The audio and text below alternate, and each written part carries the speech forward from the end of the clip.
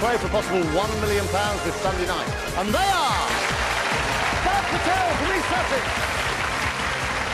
GRUCHY from Kent, Nick Jordan from TYNE, David Turner from East Sussex, THOMSON from TYNE, and one more, Alan Sweeney from TYNE. Right, 10 brand new contestants, a brand new question. Fastest finger first. Whoever puts the 4 answers in the correct order in the fastest time tonight is the next this Sunday night to play for a possible £1 million. Audience, no calling out, please. Fastest finger first. Here comes the question. Put the following in their correct numerical order.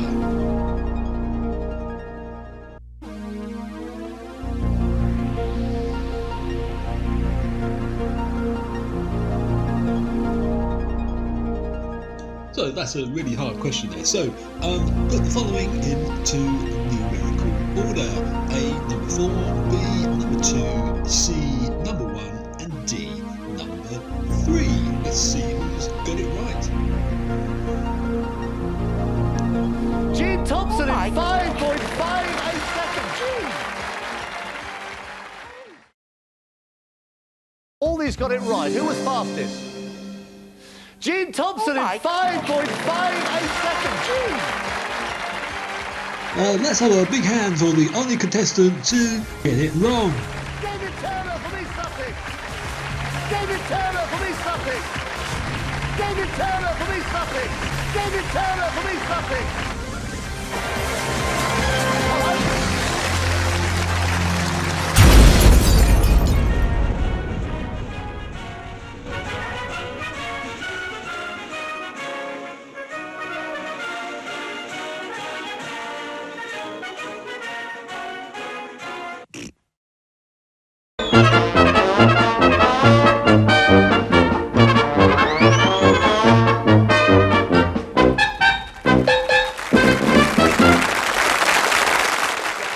What do you call a cheese? That's not yours. Not so cheese. Knock knock. Who's there? The interrupting whisper. The interrupting Chatter chatter chatter. So I thought, seeing that it's you, David, I'm going to do a religious joke. So here we go. How does Moses make tea? I'll leave you a second for that to think, for you to think. He brews it. That's a pretty good joke, you must admit, coming from me. Anyway, have a good day, and yeah. If I could give you one piece of advice, it would be to not use beef stew as a password for your computer. It's just not strong enough. Why aren't koalas actual bears? Because they haven't got any qualifications. Knock knock. No one, we're in quarantine. Joke time, so see if I can throw out some one-liners. A perfectionist walks into a bar. Apparently, the bar wasn't set high enough. 8 o'clock yesterday. It was very time-consuming. I'm a big fan of whiteboards. They're remarkable. Crime on multi-storey car parks. It's wrong on every level. I saw a documentary the other day on how ships are put together. It was riveting. This policeman came up to me with a very thin piece of paper and a pencil, and he said, "I want you to trace someone for me." Have you heard of the constipated mathematician? Well, he worked it out with a pencil. Hi David, I know you like a beer, so I thought I'd tell you a joke about beer tonight. So, how many men does it take to open a beer can? Of course the answer is none, because the beer can should already be open by the time she brings it in. So David, I've got a few puns for you, and I have got a joke as well. I'm going to have to read them off. So, a backward poet writes in verse, a chicken crossing the road is poultry in motion. When a clock is hungry, it goes back for seconds. I was given some dead batteries the other day. They were free of charge. Did you hear about the man whose left side was cut off? He's all right now. To write with a broken pencil is pointless. Once you've seen one big shopping centre, you've seen them all. Okay, and now for my joke. A drunk man staggers into a church and silently sits down in the confession box. The confused priest coughs to get his attention, but the man says nothing. The priest then knocks on the wall 3 times in an attempt to get the man to speak. Finally, the man replies, "Sorry mate, there's no paper in this one either." Happy birthday! Hello David, congratulations on your 80th birthday. Fantastic achievement. 80 years of bringing joy, wisdom and of course corny jokes to everyone. So my first corny joke is, what do you call a fish with no eyes? My second one is, how do you stop a ball from charging? Cancel its credit card, of course. And the third one is, where do you keep a dog with no legs? Well, it doesn't matter because it's not going to go anywhere, is it? Anyway, have a fantastic birthday, David. Lots of love. Bye. Happy birthday, David. Happy birthday. Hope you're having a lovely day. And we've got a couple of jokes for you. I think Mum's going to start. I'm going to start with my joke. What do you call a deer with no eyes? No idea. Very good. What do you call a deer with no eyes and no legs? Still no idea. Excellent. Well done, Becky. And what did the fast tomato say to the slow tomato? Ketchup. Bye. Bye. Well, David, joke time from me, and I've got some really lame ones here, so pretty much up to your own standards. So they are knock jokes. So let's start. Knock knock. Who's there? Dwayne. Dwayne who? Dwayne the bath. I'm drowning. Knock knock. Who's there? Cabbage. Cabbage who? Do you really think a cabbage has got a second name? Knock knock. Who's there? Little old lady. Little old lady who? I didn't know you could yodel. Knock knock. Who's there? Yah. Yahoo. No, it's okay, I use Google. Knock knock. Who's there? Hatch. Hatch who? Bless you. Knock knock. Who's there? Amish. Amish who? I miss you too. Knock knock. Who's there? Cash. Cash who? No, it's okay, I prefer peanuts myself. Knock knock. Who's there? Tank. Tank who? Oh, you're welcome. Knock knock.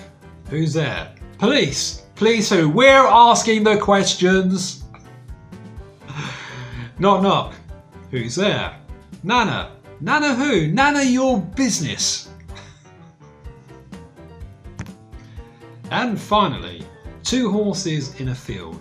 It's a lovely day, the sun is shining, and one horse is looking around feeling really great to be alive. And he turns to the other horse and he says, "Isn't it a great day?" And the other horse jumps and looks at him and says, "Bloody hell, a talking horse?" Anyway, David, a very, very happy 80th birthday to you. It's a shame we can't be with you today, but we're with you in spirit and we've enjoyed putting this all together. And there's only one more thing that we need to do, so let's go and do it.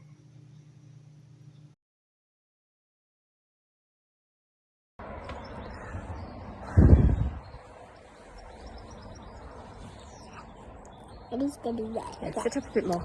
I'm going to stand now, so tuck yourself in, and I'm just going to say happy birthday.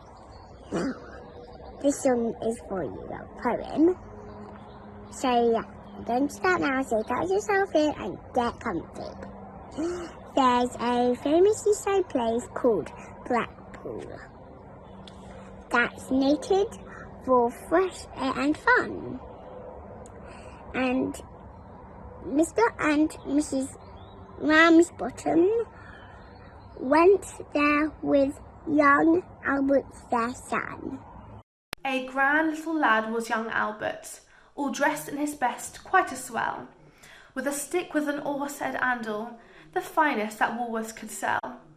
They didn't think much to the ocean, the waves they were fiddling small. There was no wrecks and nobody drowned, fact nothing to laugh at all. So seeking for further amusement, they paid and went into the zoo, where they'd lions and tigers and camels, and old ale and sandwiches too. There were one great big lion called Wallace. His nose were all covered with scars. He lay in a somnolent posture, with the side of his face on the bars. Now Albert had heard about lions, how they was ferocious and wild. To see Wallace lying so peaceful, well, it didn't seem right to the child. So straightway the brave little fella, not showing a morsel of fear, took his stick with the horse's head handle and shoved it in Wallace's ear. You could see that the lion didn't like it, for giving a kind of a roll, he pulled Albert inside the cage with him and swallowed the little lad whole. Then Pa, who had seen the occurrence and didn't know what to do next, said, "Mother, your lion's at Albert." And Mother said, I am vexed." Then Mr. and Mrs. Ramsbottom, quite rightly when all's said and done, complained to the animal keeper that the lion had ate their son. The keeper was quite nice about it. He said, "What a nasty mishap. Are you sure it's your boy is eaten?" Pa said, "Am I sure? There's his cap." The manager had to be sent for. He came and he said, "What's to do?" Pa said, "Your lion's ate Albert, and him in his Sunday clothes too." The mother said, right, young fella. I think it's a shame and a sin for a lion to go and eat Albert after all we've paid to come in." The manager wanted no trouble. He took out his purse right away, saying, "How much to settle to matter?" Pa said, "What do you usually pay?" But Mother had turned a bit awkward. When she thought where her Albert had gone, she said, "No, someone's got to be summoned." So that was decided upon. Then off they went to police station in front of the magistrate chap. They told him what happened to Albert and proved it by showing his cap. The magistrate gave his opinion that no one was really to blame. He said that he hoped the Ramsbottoms would have further sons to their name. At that Mother got proper blazing. "And thank you, sir, kindly," says she. "What? Waste all our lives raising children to feed ruddy lions? Not me." Hope you liked it and love you loads. See you soon and happy birthday. Goodbye.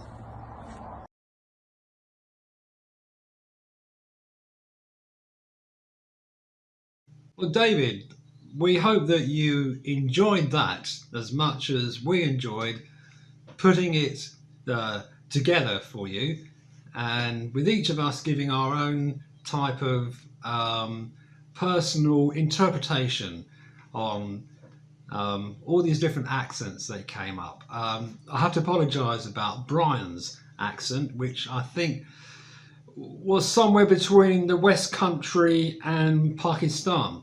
But stop! I actually think it's worth listening to Brian again. The manager wanted no trouble. He took out his purse right away, saying, "How much to settle to matter?" Pa said, "What do you usually pay?" He made the effort, so that's what counts. Anyway, so that was Albert the Lion. But did you know, and you probably do know, that there was a follow-up, and it was called Albert's Return. And I'm going to try and do this all by myself. See if I can do it in one hit. So here we go. David, just for you, Albert's Return. You've heard how young Albert Ramsbottom at the zoo up at Blackpool one year, with a stick with an horse's head handle, gave a lion a poke in the ear. The name of the lion was Wallace. The poke in the ear made him wild, and before you could say Bob's your uncle, he'd upped and he'd swallowed the child. He was sorry the moment he'd done it. With children, he'd always been chums, and besides, he'd no teeth in his muzzle, and he couldn't chew Albert on gums. He could feel the lad moving inside him as he lay on his bed of dried ferns, and it might have been little lad's birthday. He wished him such happy returns. But Albert kept kicking and fighting, and Wallace got up feeling bad. Decided 'twere time that he started to stage a comeback for the lad. Then putting head down in one corner, on his front paws he started to walk, and he coughed and he sneezed and he gargled till Albert shot out like a cork. Now Wallace felt better directly, and his figure once more became lean. But the only difference with Albert was his face and his hands were quite clean. Meanwhile, Mr. and Mrs. Ramsbottom had gone back to their tea, feeling blue. Ma said, "I feel down in the mouth like." Pa said, I bet Albert does too. Said Mother, "It just goes to show you that the future is never revealed. If I'd have thought we were going to lose him, I'd have not had his boots soled and healed." "Let's look on the bright side," said Father. "What can't be helped must be endured. Each cloud has a silvery lining, and we did have young Albert insured."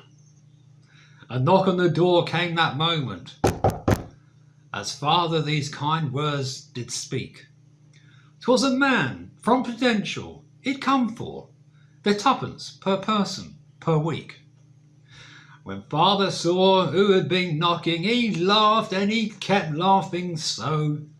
The man said, "Here, what's there to laugh at?" Pa said, "You'll laugh and all when you know." "Excuse him for laughing," said Mother, "but really things happen so strange. Our Albert's been ate by a lion. You got to pay us for a change," said the young man from the Prudential.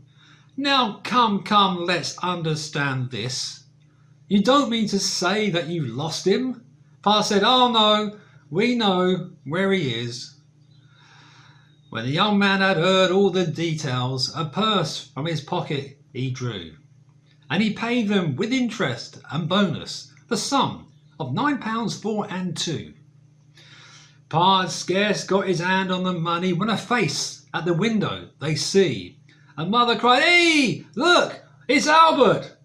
And Father said, "Aye, it would be." Albert came in all excited and started his story to give. And Pa said, "I'll never trust lions again, not as long as I live." The young man from the Prudential to pick up the money began, but Father said, "Here, wait a moment. Don't be in a hurry, young man." Then gave young Albert a shilling. He said, "Here, pop off back to the zoo. Get your stick with the horse's head handle. Go and see what the tigers can do." Happy birthday to you. Happy birthday to you. Happy birthday, dear David. Happy birthday to you. Happy birthday to you. Happy birthday to you. Happy birthday to David. Happy birthday to you. birthday to you. Happy birthday to you. Happy birthday, dear David. Happy birthday to you.